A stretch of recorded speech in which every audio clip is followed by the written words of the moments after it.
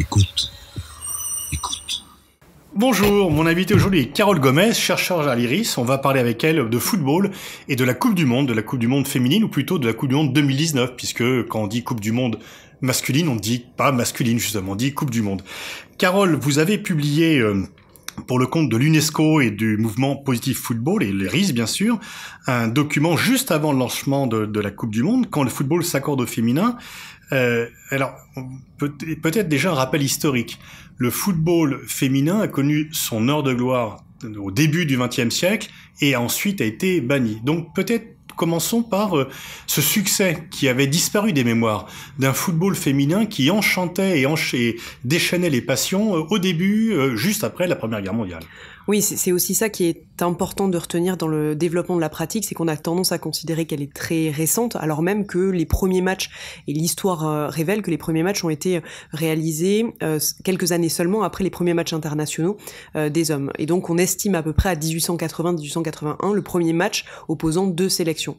Et puis petit à petit ce développement se poursuit, notamment en Europe et principalement en Angleterre, et on voit pendant la Première Guerre mondiale une attractivité du football et de plus en plus de femmes, d'ouvrières employées à la place des hommes partis au front dans des entreprises, dans des usines, se prêter au jeu du football. Un certain nombre de clubs sont créés et pendant cette période-là, on assiste à un certain nombre de développements de clubs, mais également de matchs de charité qui sont loin de passer inaperçus puisqu'ils rassemblent parfois même 53 000 personnes comme lors d'un match à Noël 1920 et qui justement montre aussi que s'il y avait peu de curiosité pour aller voir ces femmes jouer, il y avait aussi un vrai intérêt quand on sait que les finales à l'époque ne rassemblaient pas plus de 30 000, 40 000 personnes.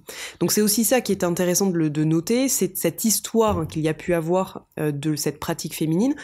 Les sources sont assez faibles, mais on arrive quand même à trouver un certain nombre d'éléments, et c'est surtout voir comment est-ce que cet essor était vraiment assez fort, et comment est-ce qu'il a été stoppé pour des raisons alors ça a été effectivement, donc le développement actuel n'est pas une création, mais plutôt une recréation de quelque chose qui existait. Comment expliquer à l'époque l'engouement que suscitait ce football féminin avec des audiences non pas télévisées bien sûr, mais dans le stade, qui étaient aussi importantes que celles des matchs masculins? Alors plusieurs raisons peuvent être avancées, et notamment ça a été le travail d'un certain nombre de chercheurs et d'historiens. La première, c'était le fait qu'il y avait une volonté de voir du spectacle, et donc tout match qui rassemble des hommes ou des femmes prêtées à une activité dominicale pour aller se rendre au stade. La deuxième raison, c'est... Et c'était une activité spectacle un peu comme quelque chose d'extravagant, ou non, c'était vécu comme une vraie pratique sportive? Alors, il y a eu deux analyses qui ont été faites, et ça va vraiment dépendre des périodes, où pour certains, on considérait que c'était un peu c'était les femmes qui se mettaient en spectacle, et c'était un peu quelque chose d'une activité sortant de l'ordinaire, et qu'il fallait ne pas rater sous aucun prétexte, alors que d'autres considéraient qu'il y avait une réelle performance sportive et qu'elle était appréciée au même titre que celle des hommes. La seconde raison qui peut expliquer aussi cet intérêt assez fort de la part d'un certain nombre de spectateurs à se rendre au stade, c'est que ces matchs étaient souvent réalisés dans le cadre de matchs de charité. C'est-à-dire que les fonds récupérés pour aller voir, quand on achetait son ticket pour aller au stade, étaient ensuite reversés à une caisse qui permettait de venir en aide aux blessés de guerre, aux orphelins et aux usines qui avaient été mises en difficulté à cause de l'effort de guerre. Donc il y avait une vraie fibre presque patriotique d'aller voir ces femmes jouer pour venir soutenir d'une certaine façon l'effort de guerre qui était mené. Mais on aurait pu soutenir l'effort de guerre par d'autres moyens. Donc il y avait aussi une attractivité du spectacle. Les matchs, d'après les échos que vous avez eus, les études historiques que vous avez fait, les matchs étaient plaisants à voir. Oui, tout à fait. Et c'est quelque chose qui a tendance à être souvent oublié, même si un certain nombre de photographies, de résumés montrent qu'il y avait une attractivité, qu'il y avait du spectacle, qu'il y avait des buts, qu'il y avait des mouvements défensifs assez intéressants, qui a tendance à être un peu effacé aujourd'hui. Et surtout, c'est ce spectacle et cette ce caractère très physique des matchs qui était précisément pointé du doigt par un certain nombre de ces détracteurs qui considéraient que c'était une pratique bien trop dangereuse pour les femmes, surtout dans une période de fin de Première Guerre mondiale, où l'un des objectifs était aussi de repeupler, entre guillemets, le pays, et plus largement l'Europe, où était la pratique la plus importante. Donc on a eu un basculement dans les années 1920-1925, où vraiment de cette pratique que certains appelaient de folklorique, d'autres de tout à fait sportive, au même titre que la pratique masculine, on est plutôt basculé sur une volonté de protéger et d'éloigner les femmes des terrains, alors pas en interdisant absolument tous les matchs, mais plutôt en interdisant d'une part toute compétition, mais également d'avoir un accès à une pratique plus régulière. On dit souvent en France que c'est Pétain qui avait interdit le football féminin, mais finalement les restrictions apportées à la pratique féminine du football étaient bien antérieures. Oui, alors dans le cas français, on commence à voir une espèce de tarissement de cette pratique vers les années 1930-35, où d'une activité assez intéressante et assez développée au tournant des années 1920, on tout petit à petit voit cette progression diminuer. Et donc, au final, la directive de Pétain et la directive de Vichy d'interdire cette pratique féminine, elle intervient un peu comme le coup de grâce apporté à cette pratique sportive, mais le football n'a pas été le seul, puisqu'un certain nombre d'autres sports, considérés comme trop physiques ou trop violents, ont également été interdits. Alors bon, peut-être rappelons quels étaient les arguments mis en avant pour interdire ou limiter la pratique sportive pour les femmes. Oui, il y en avait beaucoup, ils étaient aussi extravagants les uns que les autres. Le premier, c'était la question de la pudeur, où il était pour certains absolument inconcevable de voir des femmes pratiquer une activité en public et surtout en tenue qu'ils considéraient comme trop légère. Il y avait aussi des arguments de santé, et c'est sur lequel c'est aussi ceux-là qu'on retient, avec une activité physique beaucoup trop importante qui risquerait de provoquer des dégâts irréversibles au niveau des fonctions reproductrices. Et là encore, le contexte de post-Première Guerre mondiale et donc de volonté de... le tout, bien sûr, aucunement basé sur une étude médicale. Il y avait un certain nombre de médecins qui avaient mené des expériences et qui considéraient qu'il y avait une potentialité de conséquences irréversibles sur le corps des femmes et qui pouvaient engendrer une infertilité qui aurait été catastrophique dans une époque de post-Première Guerre mondiale. Vient la libération, les femmes acquièrent le droit de vote en 1944. Est-ce qu'elles regagnent le droit de pratiquer le sport et le football ? Non, effectivement, à partir de 1945, les choses ne vont pas tout de suite se mettre en œuvre. On va dire le véritable déclic va intervenir plutôt une vingtaine d'années plus tard, à la fin des années 60, 68, 69, où il va y avoir l'émergence d'un certain nombre d'initiatives, notamment à Reims, mais on peut aussi penser à Toulouse, et à Juvisy, où des clubs commencent à se former de façon assez naturelle, et puis petit à petit organisent leurs pratiques. Alors on se rappelle qu'à l'époque, en 68, le siège de la Fédération française de football a été occupé. On disait le football aux footballeurs, c'est mai 68. Est-ce que le développement du sport féminin, du football féminin, a à voir avec cette contestation, les batailles pour le droit des femmes, les batailles pour l'avortement? Est-ce que c'est lié à cela, ou est-ce que ce sont des chemins tout à fait parallèles? J'aurais tendance à dire que c'est plutôt des chemins parallèles, mais qui s'entrecroisent par différents aspects, puisque au final, si c'est une bataille qui a démarré dès la fin des années 60 et 68-69, il y a véritablement eu un point, une accélération à partir de 1970 avec la reconnaissance de la pratique féminine par la Fédération française de football. Et donc c'est aussi ça qui a permis de venir institutionnaliser et de venir mettre au clair une pratique qui jusqu'à présent n'était pas illégale, mais elle était simplement tolérée et non encadrée. Et c'est précisément cette reconnaissance-là qui a permis d'accélérer un certain nombre de mise en place de championnats qui interviendra quelques années plus tard, mais également de équipe nationale qui a pu avoir une existence officielle à partir de ce moment-là. Alors quand même à l'époque, ce développement suscite de nombreuses résistances avec des préjugés, vous en évoquez certains dans le rapport, qui font sourire aujourd'hui ou qui peuvent mettre en colère, selon.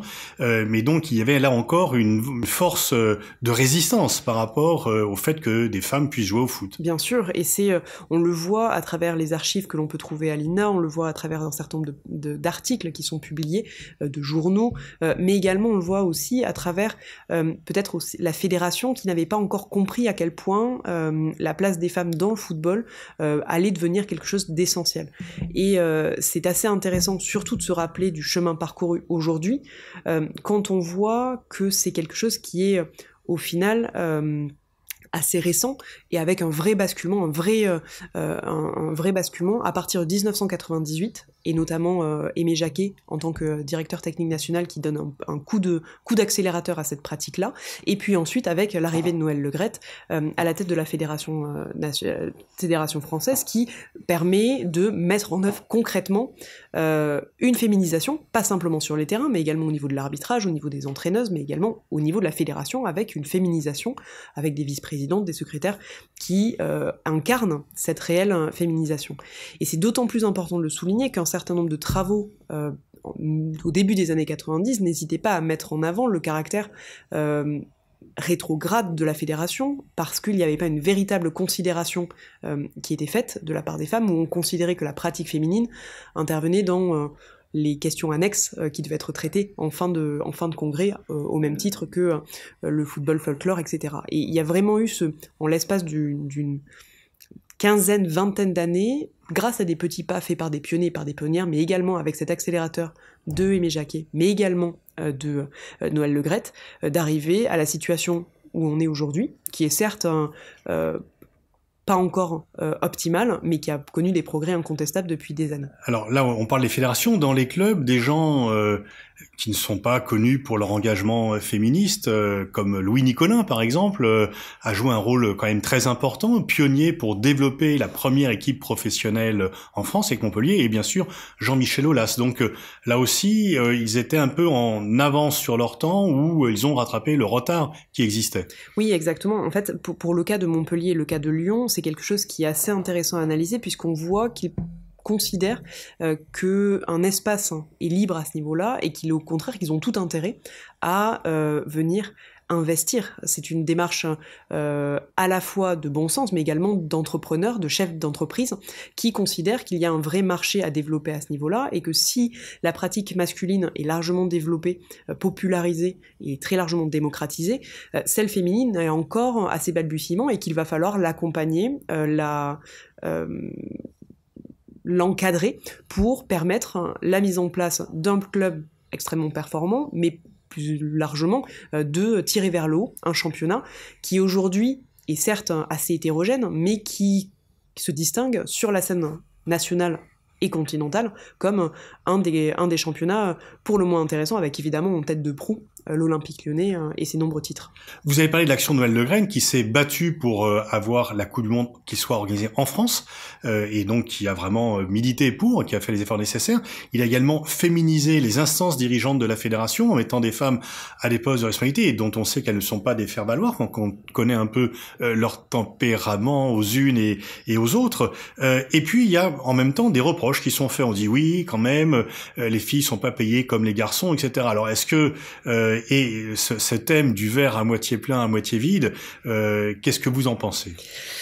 C'est toujours une question un peu compliquée, même si là encore il faut essayer de répondre à cette question dans une temporalité autre que celle de l'immédiateté et du focus simple qui est fait sur la Coupe du Monde, où on a l'impression, à l'occasion de cette compétition, de découvrir les différents mots qui peuvent exister dans le football. Il y a plusieurs choses. D'une part, au niveau et comme j'ai pu le dire tout à l'heure, les progrès qui ont été faits par la fédération ont été immenses en l'espace de quelques années. En revanche, il y a encore un certain nombre de travaux à mener, à la fois sur le terrain avec la féminisation des équipes, avec un meilleur accès à tous les niveaux de ces joueuses, mais également au niveau des arbitres, des entraîneuses et des dirigeantes au sein de clubs, des districts et des ligues. Pour le coup, et c'est aussi ça qu'il faut avoir en tête, c'est la question de la rémunération qui est très largement et très souvent mis en avant. Et c'est aussi sur ça qu'on insistait au sein du rapport, c'était le fait que le modèle économique de la pratique féminine est encore parfaitement balbutiant. Et on se trouve aujourd'hui à une heure de choix, à savoir quel est ce modèle économique et comment est-ce qu'on veut le définir. Est-ce que deux choix s'offrent à nous? Soit on va plutôt se diriger vers un modèle économique basé sur celui des hommes, où on sait qu'il est parfaitement imparfait, avec toutes les dérives ou les défauts qu'on peut lui trouver, ou au contraire, on va faire le choix d'un modèle sui generis qui permet d'être, qui devra être inventé, pensé, réfléchi en fonction des sources de revenus, du modèle de partenariat, de sponsoring qui est propre à la pratique féminine. Et c'est aussi ça qui est intéressant, c'est de se dire que aujourd'hui, la pratique féminine et le football féminin, entre guillemets, est un peu à une heure de choix qui ne doit pas se penser dans 5, 10, 15 années, mais au contraire aujourd'hui pour pouvoir arriver à imaginer une pratique viable pour demain.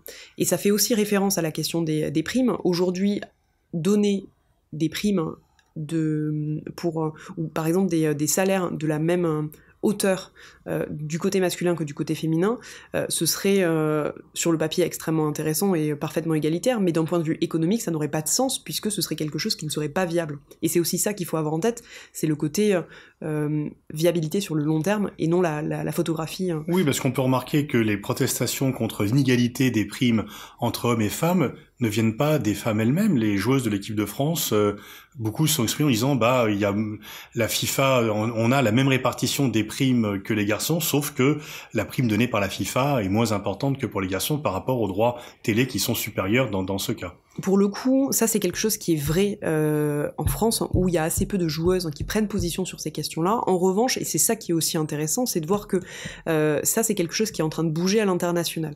On a évidemment en tête les revendications des Américaines qui ont porté plainte à l'égard de leur fédération en mars dernier pour justement obtenir une égalité. Parce qu'elles rapportent plus d'argent que les garçons. Tout à fait. En fait, et pour avoir bien en tête les différents chiffres, pour avoir remporté une finale de Coupe du Monde en 2015, elles ont touché une prime 3 fois inférieure à celle donnée aux garçons qui n'avaient simplement atteint que les huitièmes de finale.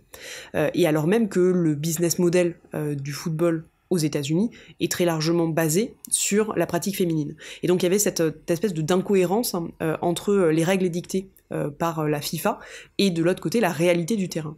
Et ce qui est aussi intéressant au-delà de l'exemple américain, c'est ce vecteur, comment est-ce que le football est un vecteur de revendication sociale, sociétale, voire même économique dans un certain nombre de pays. Et on peut penser là à différents exemples, notamment en Amérique latine, où les Argentines ou les Chiliennes considèrent aujourd'hui que pratiquer le football, que s'investir dans ce domaine-là, ou même être présente à la Coupe du Monde, est une façon de revendiquer leurs droits, leur place au sein de la société, encore assez patriarcale, notamment en Argentine, et que ça permet, par ce biais-là, de montrer à quel point les femmes peuvent porter un certain nombre de messages et devenir des rôles modèles pour des jeunes filles, des jeunes femmes, des femmes et même des hommes.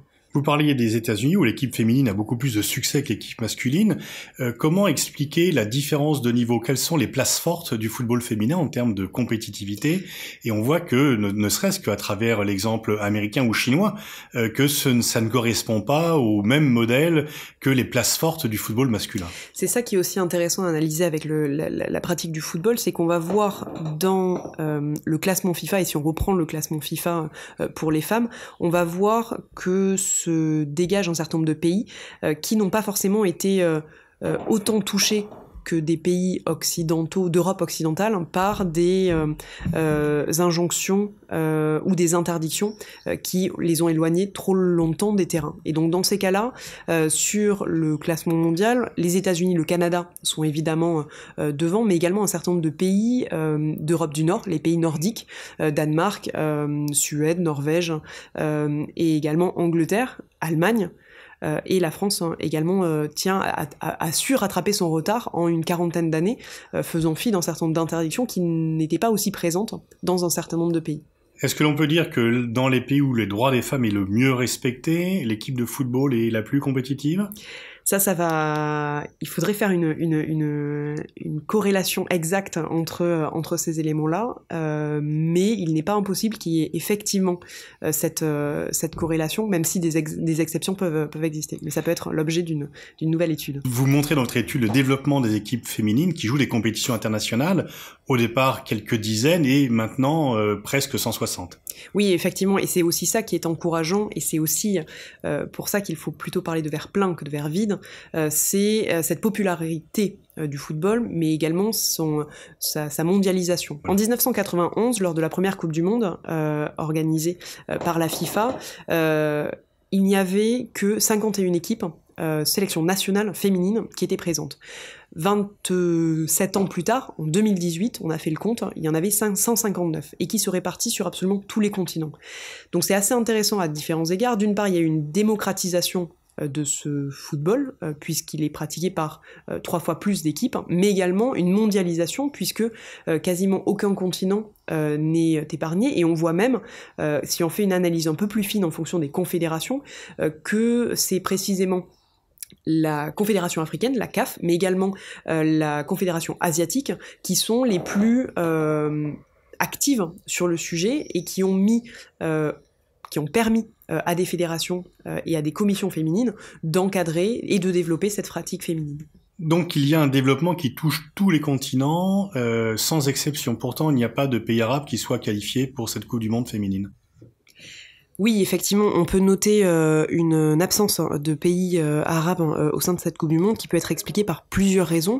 La première, c'est en raison du faible nombre d'équipes qualifiées, 24, qui donne une très large majorité aux équipes européennes, mais également au fait que les équipes, notamment on peut penser au Liban, on peut penser à la Jordanie ou aux Émirats arabes unis, qui participaient aux éliminatoires, se sont fait éliminer par des équipes appartenant à cette zone, à cette confédération asiatique, qui était bien plus forte.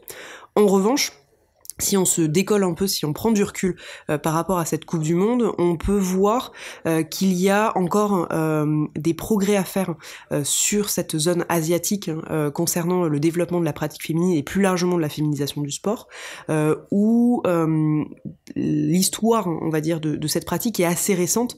Les premiers matchs, souvent officiels, ne datant que d'une vingtaine ou une trentaine d'années. Donc il faut aussi le temps que cette culture, que cette pratique infuse dans les esprits.